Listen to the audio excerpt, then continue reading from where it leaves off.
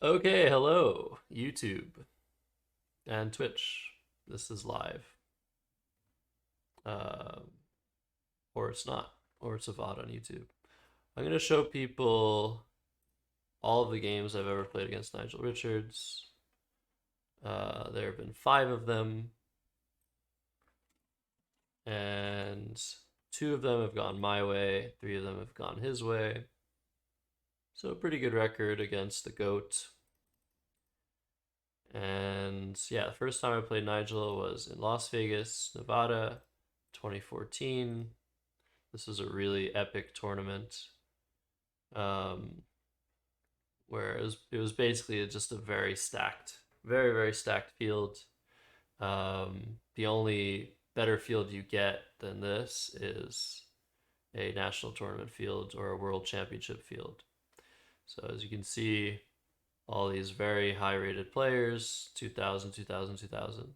And Nigel's right there. He finished in 5th place, and I finished in 20th place. And I played him in round 5. I was super nervous. I've shown this game before, but it was really a very uneventful game, I would say. There weren't really that many decisions that were taken by either myself or Nigel.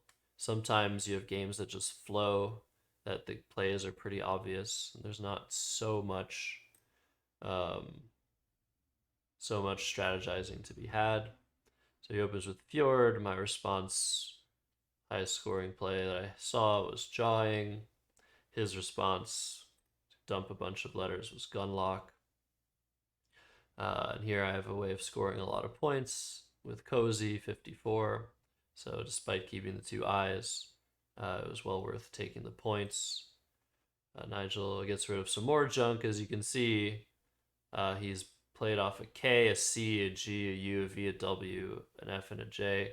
Those are not tiles you really want to have, but he's able to score with them. This is his lowest scoring play of the game so far. When you have that VW combination, often it's very difficult. Um, and here I probably could have made some other play than the one I made, but I decided to be aggressive. I played Mike. In retrospect, I could have considered playing Midge for a little bit more through the through the G, and that would have scored 24 points rather than Mike's 18. But keeping the D seemed pretty good, even though I'm not super likely to play with this D and Fjord next turn, which would be the nicest place to draw bingo into. Keeping the D is pretty good for underlapping the play of Mike. So the play of Midge and the play of Mike, they're both very close. And of note, with the Q unseen, it's possible at some point QI would come down at 2J for 65 points for either of us. And yeah, that's just not necessarily something you need. Um, so Nigel continuing to draw pretty poorly, plays Aura. I drew what I thought was poorly, but I realized I had a bingo that played at G6. Then he blocked it, but I had another spot for it, an even better spot for Needier. So I take a 72-point lead. He plays Quay. Now he draws the Q after playing his U, and he basically has to just play Key or whatever, Quay, whatever you want to pronounce it. And that gives me a nice spot for both of my L's. So I just play Bell here. That doesn't open anything. It scores really well. Gets rid of one of my pairs of duplicate letters, and gets rid of the spot he might have been setting up. And indeed, he did have, I think, 2 or 1 S with his play, but he managed to play Provisos. Um, and of note, this is turn what? Turn 11, and Nigel, I think, has not drawn a single E. So just goes to show, despite not drawing a single E, um, despite not drawing a single E, he's still in the game. Um, anyways, so I draw very well. I draw the first blank, and I play unnerved, which was pretty much a perfect play because Provisos ended up opening a lot of spots on the board, but playing like right underneath, two spots underneath Provisos did a very good job of limiting his play um, and retaking the lead by 85 points. But he makes a very nice play of overran through the V and the R to stay in the game. And here, I wasn't entirely sure what to do. I played Cribs through the R Needier. There are maybe other options I could have considered, but I decided I am opening an S for him to play to, but really not a huge deal because any bingo that plays to this S will give back a triple. As we see, Titania's titanium alloy gives me nice triple to play with, and I draw the X and play fix. And as we can see, Nigel again has only drawn one E so far this game. Um, so he plays HE, realizing the danger of this board is very close to being dead. He needs to set something up. And I was really proud of this next play I made. Um, I could have also played Umpty in this spot, but it was better to play Putty, which blocks, not only blocks the HE hooks, the T and the S will go there, but it creates a spot for my M. Um, and from my perspective, there are no B's or M's that can go above the Y. So the best he can do is play a vowel here and score points. But if he doesn't and he tries to continue to open the board and come back, he runs the risk of me scoring way too much on this in this spot. So it's basically creating a diversion for him that he pretty much has to address, which he does. And he plays for 30, and now he's actually within 30 points, but I draw the second blank, of course. This is the main reason I won this game. I wasn't playing better than Nigel or anything. And here I made a mistake. In this position, there are two tiles in the bag, and basically what I need to do here is guarantee a victory as much as possible. And I have to find all of the threats that he has to win this game. So it's pretty easy to tell he only has 1 point tiles. The E, the I, the L, the O, the S, and the T are all 1 point tiles. And as a result, it's going to be very, very hard for him to make up the deficit, especially with me having the blank and all the scoring tiles. So the main attraction here is trying to block as many bingo spots as possible and figure out what his possible bingos are. And I didn't do all of that. I actually failed in that department, and I didn't block everything. The position is crushing no matter what, but you can actually make a play here that blocks everything, that blocks all of the bingos he can have, and I didn't actually do that. I played Pango, which I thought was really good to get rid of the 9 letter words that he could have, the 8 letter words, but it still allows him to play Noisette from the N of Unnerved.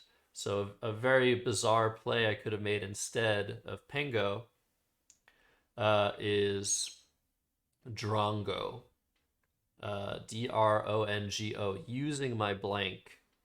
And that could have been the problem with that play is that I'm getting rid of my blank. So if the score was any closer, I might suffer a loss because he would be able to score enough. But it's pretty much impossible for him. It is impossible for him to win after Drongo. I think I did the proper analysis. And it also sets up my M tile once again. And that blocks all the bingos he could have. I just wasn't sure what he could have and missed the word noisette. And unfortunately for him, unfortunately for me, he was 1 letter off of noisette. And in Nigel fashion, he very quickly made the best endgame play of Stent, which blocks all of my outplays and allows him to go out with his IL in his own next turn. I played Demon, and he went out with Philo, and I won the game 421 to 386. So if it weren't for that little or big mistake of Pango in the pre-end game, I would have been pretty proud of this game. I'm still happy that I beat Nigel, but it very much could have gone in his favor if I hadn't drawn that last E. And again, the whole point of this game, the whole overlying uh, premise is that Nigel drew almost no E's. He drew this E and he used it. He drew this E with overran, and he drew the E with stent. I think he only drew 3 out of the 12 E's, and it's very hard to win a game when you don't draw that many E's. But he did very well. So that was the first game I ever played against Nigel. And we can move on. I don't know what there is else besides Noisette. I don't remember. I feel like there was some 9-letter words, but there might not have been. So let's go to the next game. Game 2 was just a bit less than a month later at the National Championship. This game was super, super interesting. I'll leave all the links of these games in the description of whatever YouTube videos or video I make. But he made some very interesting plays, and I made some very interesting plays. All in all, I played okay this game, but I could have played better. I missed a few key plays in the beginning of the game. So I opened this game up by not playing SUQ. I could have played SUQ for 24 points, keeping 4 measly consonants. And I wonder today if I had the same rack, if I would still exchange. It's possible. The benefit of exchanging the B and the 2 Ds is that if Nigel exchanges himself next turn, I have a very good chance of playing for 50 points with my Q. And here Nigel played Rethink.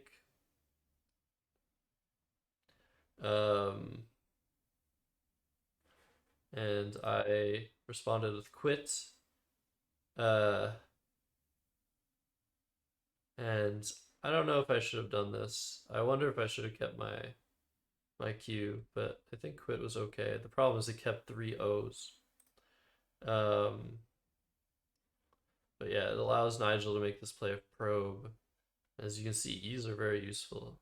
And I'm down already 86 points from the get-go. And the word quite doesn't take any hooks. So I'm sort of stranded on this board already. I have the S hook for Rethink. But unfortunately here I make a very big mistake. And I played Uzo here. I think I should have either played Uzo at K3, making... Wait, was PO a word yet? I don't actually remember if PO was a word yet. But, yeah, the suggestion for the engine was playing out through these tiles. And that seems very bizarre, but it could be good. And here Nigel played Jib. And this play was hilarious to me. Yeah, I don't know if they had added... I think they hadn't added PO yet at that point. It's possible. But yeah, I think it was not valid yet. So it's possible Uzo is fine. But I could have also kept the Z or the Z and not given him so many opportunities. He played Jib, and for some reason when he played Jib, I assumed he had an X. I don't know why. It just like intuitively it's like, oh, he has an X. I know he has an X. And there's no reason to think this. He could play Jib with a number of possible rack leaves, but I was actually right. He gave me his full rack for this position, and his leave was DOXT, I think. Um, so he's not quite setting up the X, but if some play through the B occurs that puts an I or a U on the 6-0 square, he will get 50 points for his X. So he plays Jib, and I miss the play of Oboe from through this B, which is a lot better than the play of Boo that I made. So this was a big mistake. It's just a four-letter word that I have trouble seeing. It's a common English word, but kind of weird formulation. And Oboe would have prevented what happened next. And what happened next is Nigel played Dojo, and I'm not gonna read this, but this is the longest annotation I think I've ever made in a Scrabble game. And I start like philosophizing about Scrabble strategy and just talking about a bunch of funny things because Dojo is such a cool play to set up his X. Um, and he played this rather than a play like Toxoid because he imagined that I was much likelier than usual to have an X, to have an S. So if he played Toxoid, setting up a huge lane, I could very well have just come back pretty quickly with a bingo ending in an S. So he played Dojo to set up his X, and now I knew he had an X. Like, you're not playing this without an X, I figured. So I decided I couldn't do anything about his setup. I couldn't do anything like formidable, and I was still down by 100. So I decided to make a very aggressive play of Quell, which creates very nice counterplay for myself, setting up an S. And when somebody makes a setup play um, that seems pretty transparent, like the one that Nigel made, you can actually determine that they're less likely to have certain letters. They're very likely to have the letter you think they're setting up, but that means there's one less slot on their rack for other letters. So a letter like an S is even less likely to be on Nigel's rack than usual. So the play of Quell becomes even more powerful, especially considering that Nigel's plan is to make a play in the spot that he created and not address any other spots of the board because he wants to cache his setup. But sometimes the threat is stronger than the execution, and a setup play will lead to just complete annihilation. If you try to block it, then they just do something else, and yeah, your rack sucks because you sacrifice points to block. Anyways, so here Nigel actually drew two W's, making his play of Ox and XI, which he wanted to make, um, the play he wanted to make of Ox and XI, a lot less appetizing because he's then keeping two W's. So instead, he decided to deal with, or try to deal with, the setup I created by playing Twirl. And this blocks a lot of S plays with Quells and also sets up his X again. So if he wants it next turn and I block this setup, he can play OX, OW, and XI for a lot less, but it's still 40 points almost. So this is a multi-purpose play, and I mean, definitely not what he was envisioning. He was hoping to just probably cash his X next turn, and I wouldn't do anything that he needed to deal with. But here I'm able to make a play that blocks his X. And the problem with this play is not that it blocks the X. It's great that it blocks the X. It's that I played the S instead of keeping the S. And I thought it was because I thought I should play the S because I thought I was likelier to draw into a bingo the next turn by playing off one of my two S's. Even though this gives him information that I have an S, which he pretty much already has, or can already assume that I have an S after Quell, and given how far we are into the game with no S's being played. But I misevaluated, and this is something that Nigel thrives at, and I don't, and it is calculation, it is iteration. So if I were able to see all the 7-letter words that I drew with AENSSV rather than AENSV, I would probably recognize that keeping the extra S has to be almost as good, if not as good, if not better, than playing it. Because what if I miss?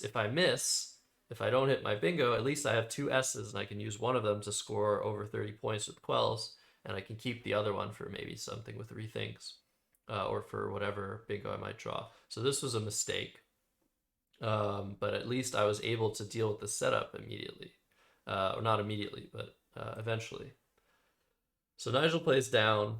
He blocks the end column, and scores very well. And he keeps the X again. And at this point, I'm like, he has this X. I know he has this X. This is really funny. But at the very least, I know that because he has this X, he's much less likely to end the game by playing another bingo. He's up 100 points, but he has an X, and he's not really anywhere near playing a 7-letter word, or word that uses all of his tiles. And here I made, I think, another mistake. Actually, no, I think this is fine. I played Jives, just trying to score really well and leave this Quells spot open and hope to draw another S or a blank. And I didn't play Wavy from the W because this allows Nigel to just clamp down on this 15 row by playing two or from Y. And it also just blocks words starting with an S. So I think this is an okay decision, but imagine if I had this other S, I would still have the S hook for quells. And finally, Nigel cashes his X, scores 43 points, and we're basically at where we were when he played Dojo. He was ahead almost 100 points after his play.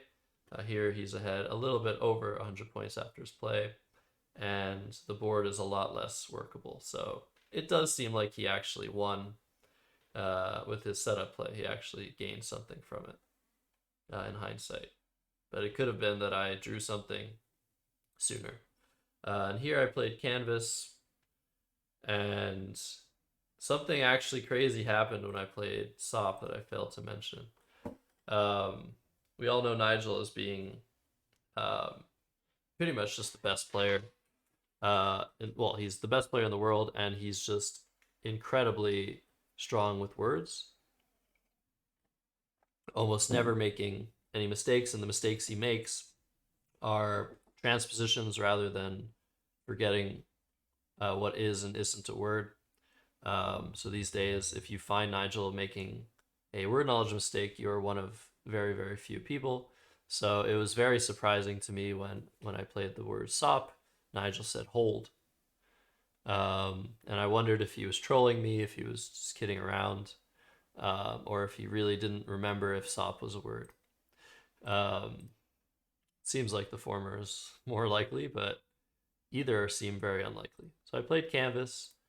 He plays Formica, and I'm in terrible shape, but I'm at least able to bingo now. The top left of the board is open, and I play Enraged, and there's still stuff to do. I can still maybe bingo with quells. I can still bingo through this T or this E or this R, or from these tiles of Enraged. So there's still health. There's still chances for me to come back, and maybe he has a really bad rack and I can come back without a bingo. He plays Hall, setting up an S, and scoring 30 points. And I drew incredibly well, and I drew Fanciest, which puts me in very good shape, actually. 38 points. 38 points ahead of Nigel. And I felt like maybe I was going to win again. He played Dixit to keep the game within 10 points. And I decided that I had the last S, so I wasn't super worried about him getting a bingo down on any of this side of the board, the top left side of the board. I wasn't super worried about that. It was definitely a possibility, but I was more concerned with him maybe bingoing to this S or scoring very well elsewhere.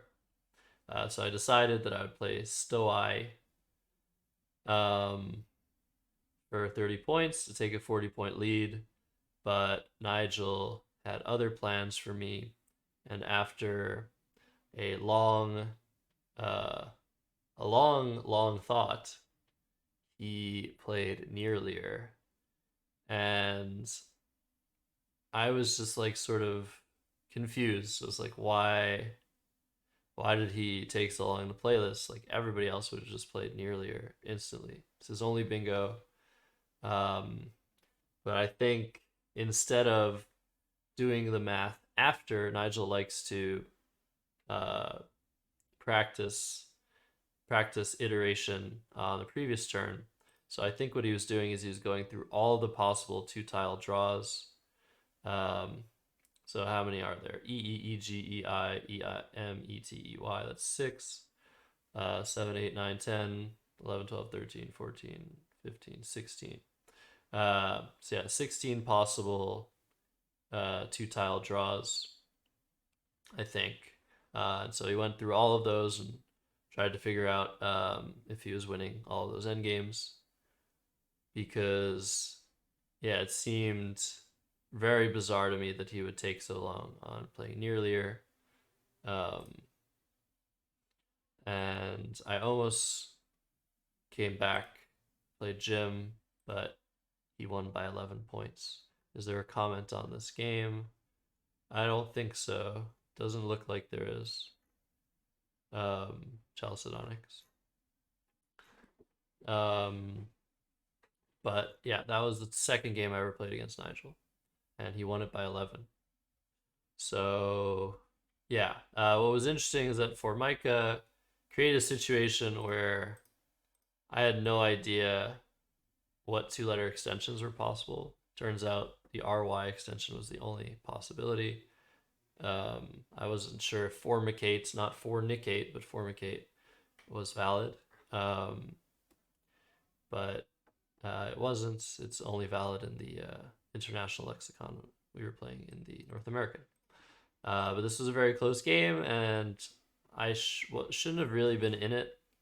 The play of oboe really, or the play of boo instead of oboe, absolutely killed. It's funny though because even after oboe, he might just play dojo and set up oxo for 51. But I think it really, really hurt to miss oboe. Um, anyways, so that's game two. You think Francis analyzed it? Okay, interesting. Yeah, I mean, because there are probably some ways for Nigel to lose. I think if he draws EE, he should be okay. Hey, Ruby. 6, 8, 10, 14. Yeah, I think what could be better? Or sorry, what could he lose with? YI? If he draws YI, I don't think he's going out. So that might be the only loss for him. I don't remember. I think I probably looked through it myself. But if he draws YI, I mean, I have some pretty sad tiles. Um, oh, it has to be that it's very hard for him to lose, right? Like, what other really good plays are there? Um, yeah, maybe if he draws YI, he has Yid for 7, and I would have to block that. He's up 22. He plays for 10. Um, 32, 30. Like, I don't see how I can beat that. Yeah. It seems like even with the YI draw, it doesn't seem possible for me to win. So I don't know what other draws there are that actually don't work. It's like IE, he has outplays everywhere. And Jim just doesn't score nearly enough. Maybe there's some There are some draws that I have that are deadlier than Jim. Um, but yeah, obviously, what else do you do here, like other than nearlier? Like try to draw into Formicary. That's pretty much all you can do. Um, you can maybe try and draw bingo to this S. I don't know why we're even Marley. No, Manlius. No, I don't know. Anyways, um, it's possible that I shouldn't play Stoai, but I think Stoai was right. That was game two. So that game was far more interesting, but I also lost it. I had no business even being in the game. Game three was also interesting. Game three, I opened with this rack, and I had so many ideas on what to do. I ended up playing Les and just pulling a Nigel. The play of Les, of course, sets up my X um, immediately with NIX. And if any play comes down with Za, uh, he can be very unhappy after a Zax play. But obviously, this sort of play, just like the play of Dojo, is very transparent. And nobody in their right mind plays this word with the L on the start unless they're setting up their X. So Nigel took note of this and played Wed. I'm surprised actually that he played.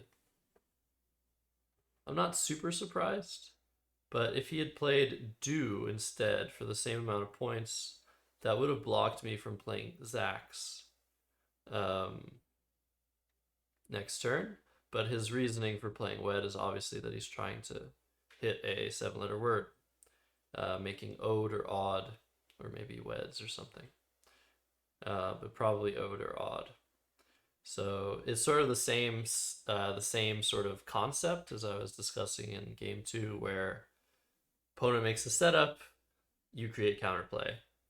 Um, and here I decided that I would play Locks rather than Ox, feeling that this actually did a better job at preventing disastrous bingos on the E column, because not only is he setting up this bingo lane on the F column, but any play making odd or ode is going to reopen a ton of possible consonant hooks on the double double lane. So being aware of this, I tried to prevent that as best as I could while still trying to score. I still have to score points. I have to score more than Nigel to win. He plays Doc, and he played this instead of Cod, which is very funny. Cod for one more point, making Cowed, and it just totally destroys any counterplay on the D column. The C cannot be hooked. The D can, so like any re-overlapping play after Cod, it's just super easy, 30 points. Whereas after Doc, there's nothing to really be done. So board gets very locked down. I draw into Nimbler. I figured it wasn't gonna get. I figured it was gonna get blocked, but of course it always hurts when it does end up getting blocked. So I played Inbox. Wasn't super sure what to do. I thought about a bunch of interesting options. I could just drop the B for box and just tell Nigel, "Hey, your turn, man. What are you gonna do?" Problem with that, I don't really draw into anything unless he opens the board. But he could very well just play a word with the Z and not open anything for me. But it's still kind of difficult. It's kind of interesting. I decided I'm not gonna I'm not going to try and dance with the master, the goat, on a totally locked down board.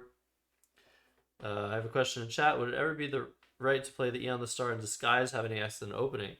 Sorry, let me reread that. Would it ever be right to play the E on the star for Les?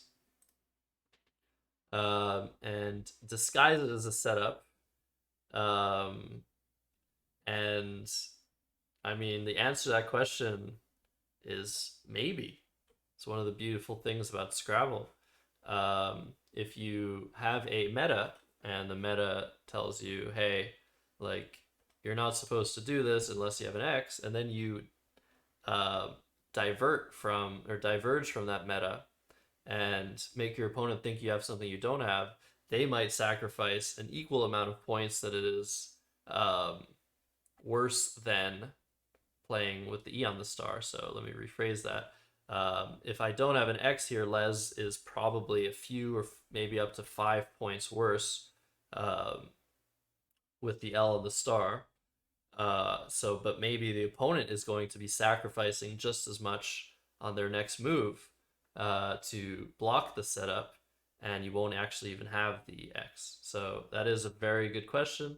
It's definitely something to think about, and I think often enough, no, it's just you're going to be giving your opponent too much.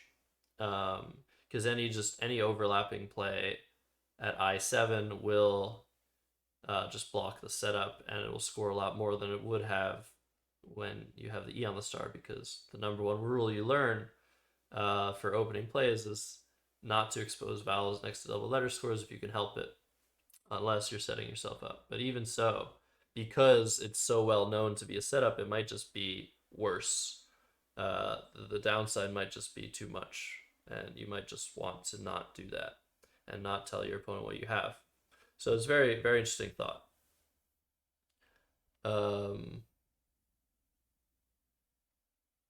Isn't Prostyonics talking about playing Les 7H with an X? Oh, that's true. Yeah, that's not. I misunderstood the question, but hopefully that answer was still interesting. But yeah, like that's what I was saying. Like it could just be better. It could just be better to. No, that was my fault. I misunderstood. Um, it could just be better to play with the on the star because it doesn't give your opponent as much on overlaps. It really could be, but it's hard to say. It's hard to say. It requires a lot of analysis, and it depends on how people play. So Nigel continues with a zine or zine. I kept MERL and I drew OUU, so not what I wanted to see.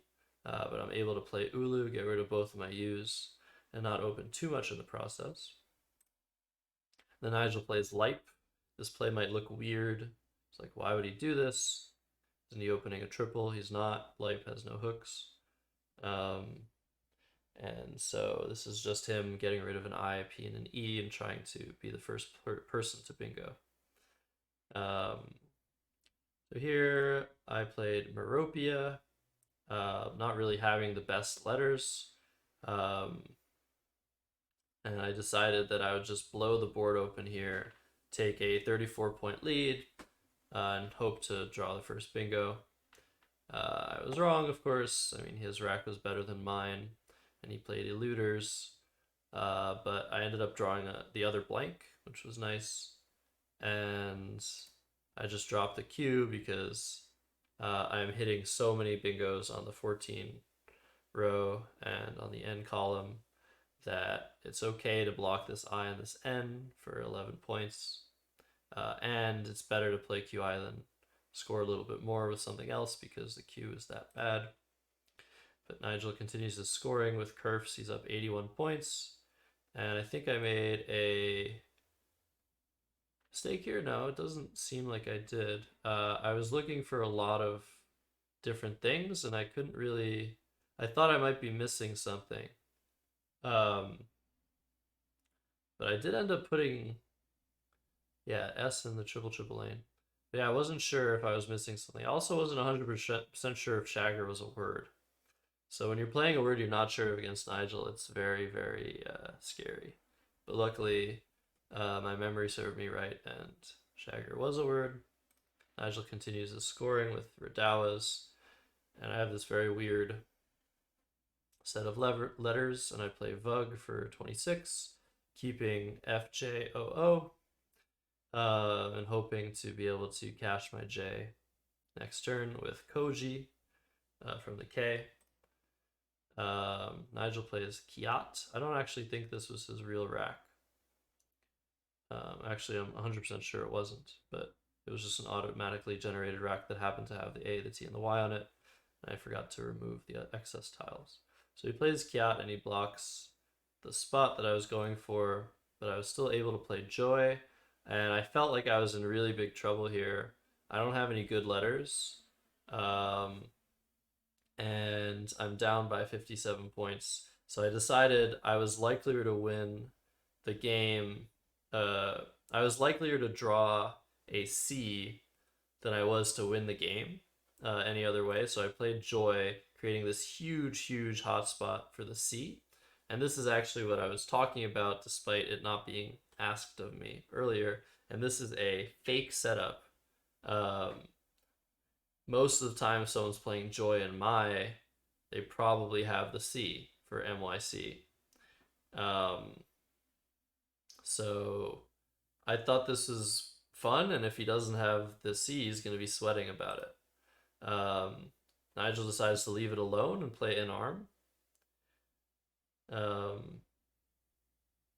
And yeah, and what did I do here? I played Pharaoh. I'm trying to draw the C now.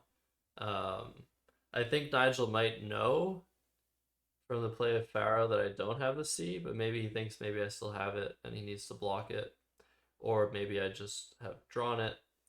So he's taking no chances here. He decides to play Eon, and I draw such an incredible rack here. Like, you have no idea. I kept APT and I drew ES. IV. It allows me to play Spaviette. And once again, just totally out of nowhere, take a lead against Nigel Richards on a pretty dead board. And yeah, Nigel's down 50 points. He figures his best chance now is to play Git and try to draw bingo maybe to this E or through this P, or making, of course, Gits or JIT, G-I-T-E, and if I don't have the right letters, he might actually be able to accomplish this. And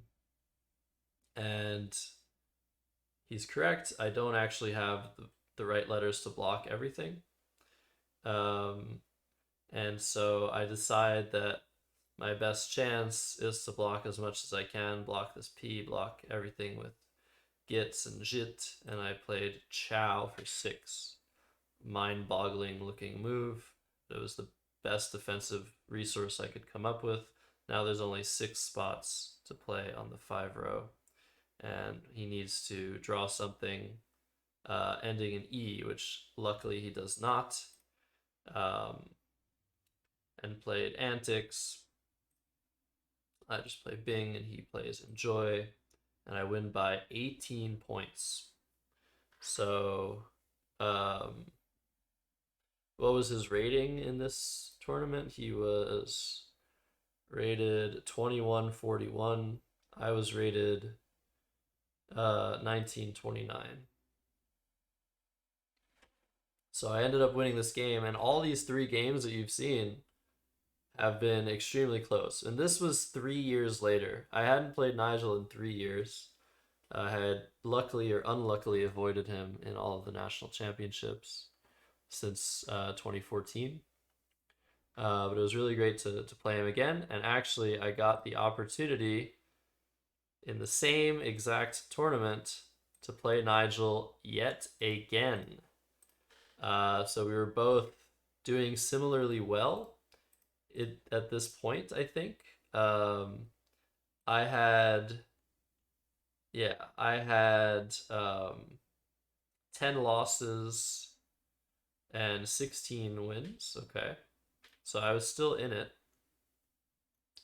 And Nigel had, yeah, similar situation where he had 11, or sorry, he had, so when the pairings were made, he had 10 losses and 15 wins.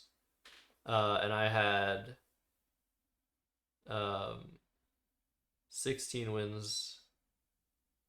No, we both had the same record. Yeah, we were both 15 and 10 going into round 26 when the pairings were made for round 27 as well. And as such, we got to sit across from each other once again. Uh, oh, I get it. Yeah. So this is the second game of the same tournament. I had evaded Nigel for 3 years, and I get to play him a second time. What a delight! Um, but then he gets to get revenge, maybe, right? Well, that's exactly what happened. He opened with Mabira after I asked him if he could open horizontally. He decided that he was not going to do that, that he was going to continue with his normal vertical opening. But I did try. And yeah, so we were actually having a good time here. We were just like table talking. We were coffee housing each other during this game. Or mostly me. I was making him talk. Um, so yeah, I thought this was a good move against pretty much anyone, but Nigel, of course, immediately plays pre-boom through the B and the O, and my defense failed miserably.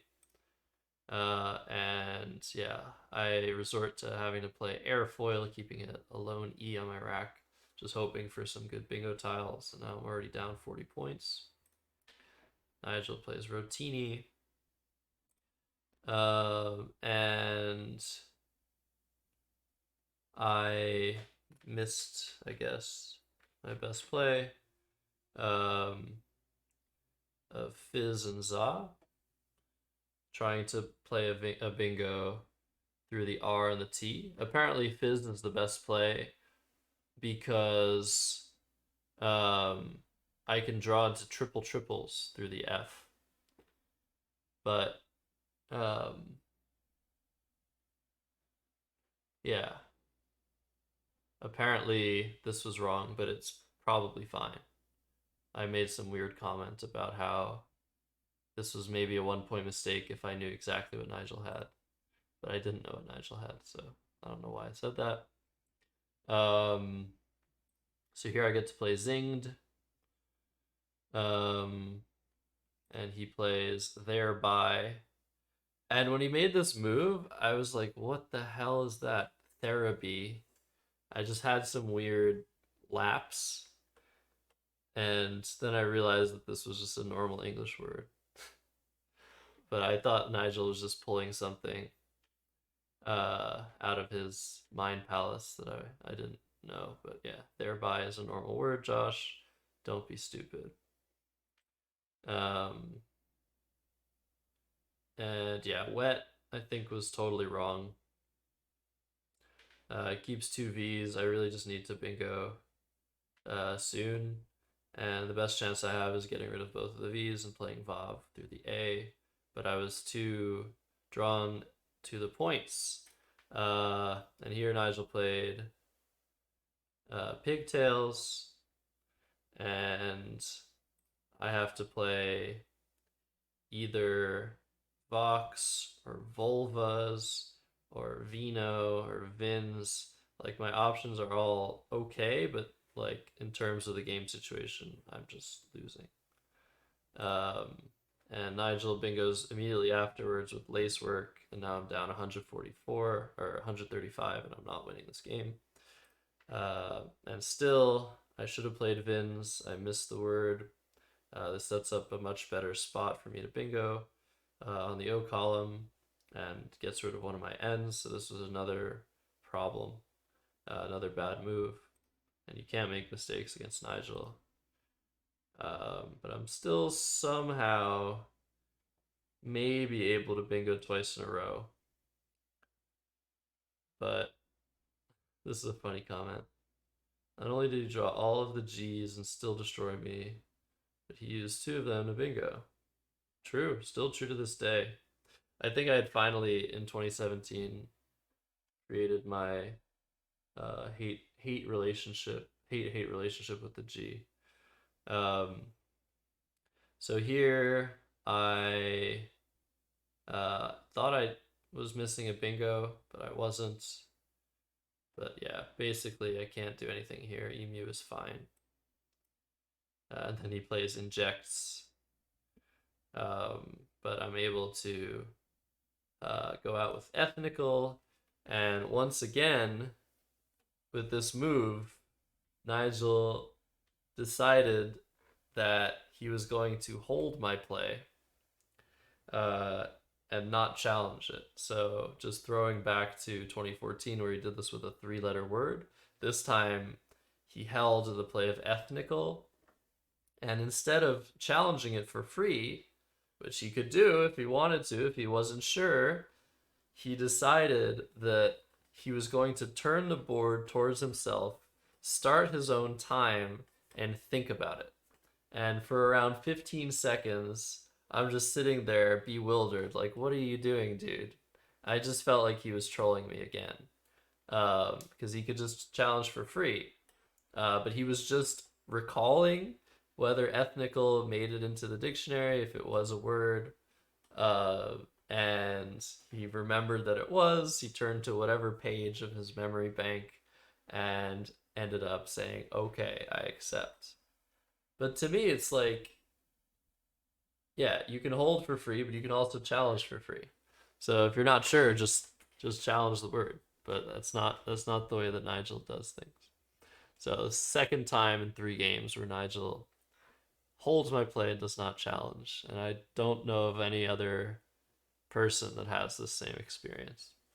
And after this game, our record was 2-2, and I was happy with that. He probably was okay with that, but less happy. And of course, we had to meet again the next year at the national championship. This time in um, Buffalo, New York. We had already met in Buffalo in 2014. Um, I should have given you guys the location. But yeah, the first game was in Vegas. Second game was in Buffalo. Third and fourth game were in New Orleans, and the fifth game was back in Buffalo. So Nigel decided to play Joel here, which I thought was definitely the wrong play. Um, and it's not often you hear that, but it gave me a very easy decision to play Jivey. I could also add the Eon, um, but it seemed like keeping the E was better, and I was before my time. Now we know that keeping vowels might not be as bad as you think, but it was very bad in this situation. Um, and he played Head Note.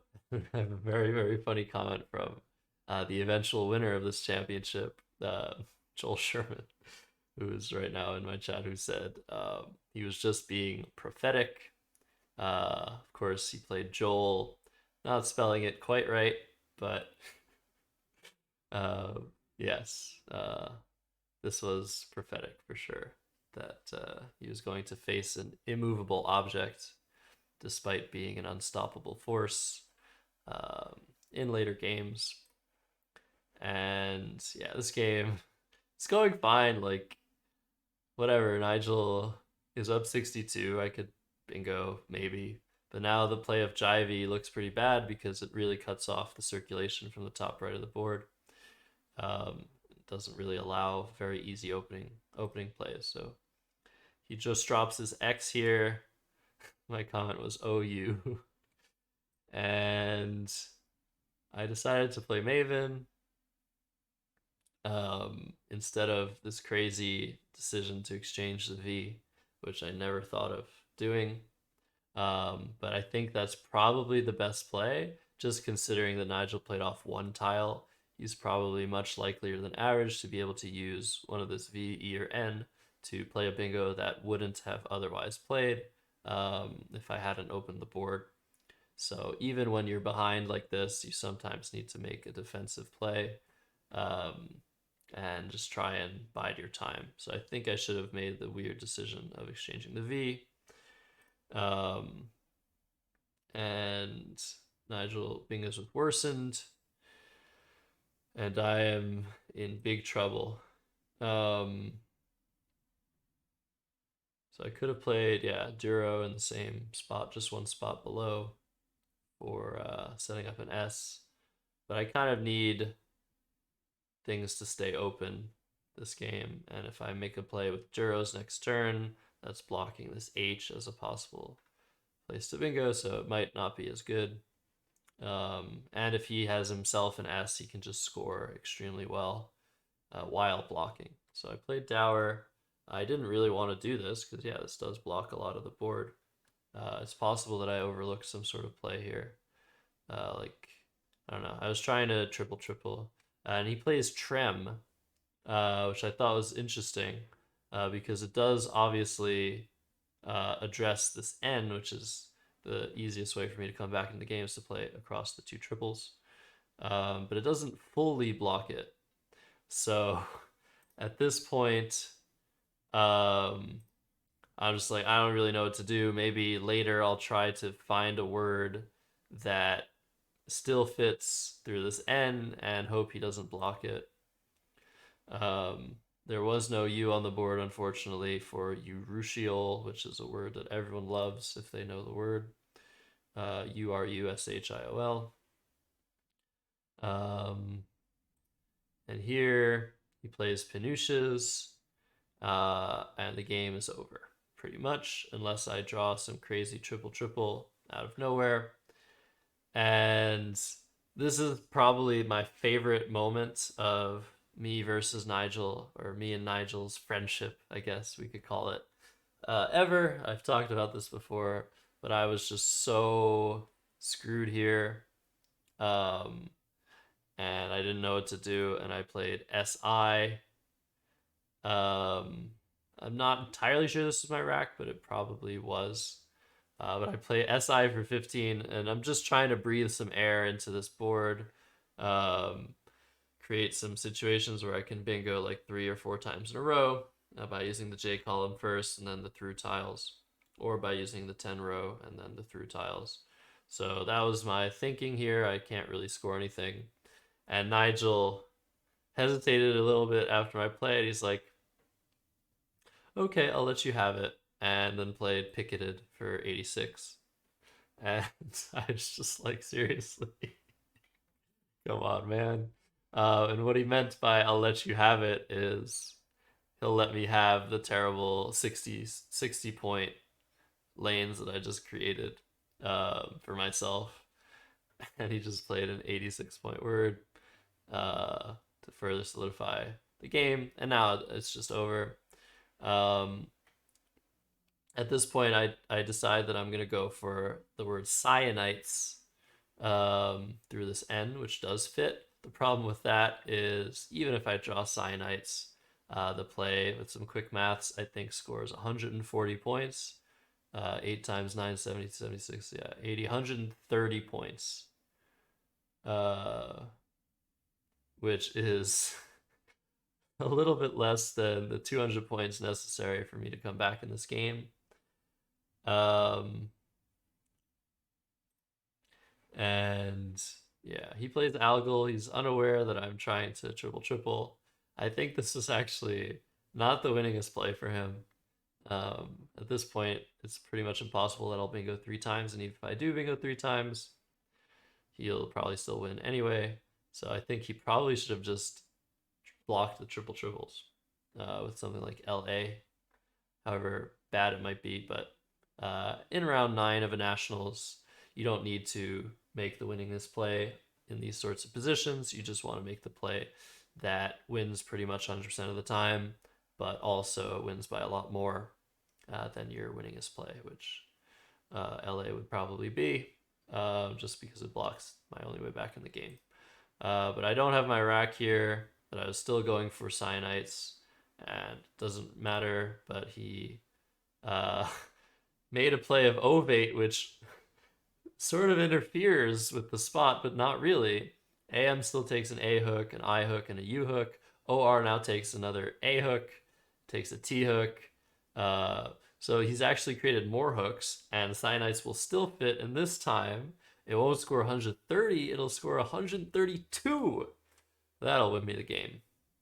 Um, but of course, I never drew into that. I played Boar, which is worse than Boar, but I got lucky and drew the U. Played Rushing, um, and he played Grape after like 30 seconds, which is like seriously ridiculous. He solved this endgame with a blank just almost instantaneously. I played Zoo, and then he played Fu. So that was it. That was the fifth game, and the only game, or the last game I've ever played against Nigel.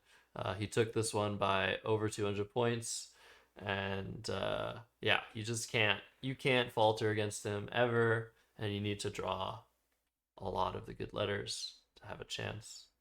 But he is beatable. So those are the 5 games. Hope you enjoyed that. I'm okay with 2 and 3. I hope to be able to play him soon. I don't think he's playing in this summer 2023. I don't think he's playing any of the championships, nor the world championships, nor the national championships. But maybe he'll surprise us. But if anything, I'm hoping that I will be able to face him over the board in an international bout in 2024. So we'll see about that. So that's that. Goodbye, YouTube. And I'm going to talk to my Twitch viewers now.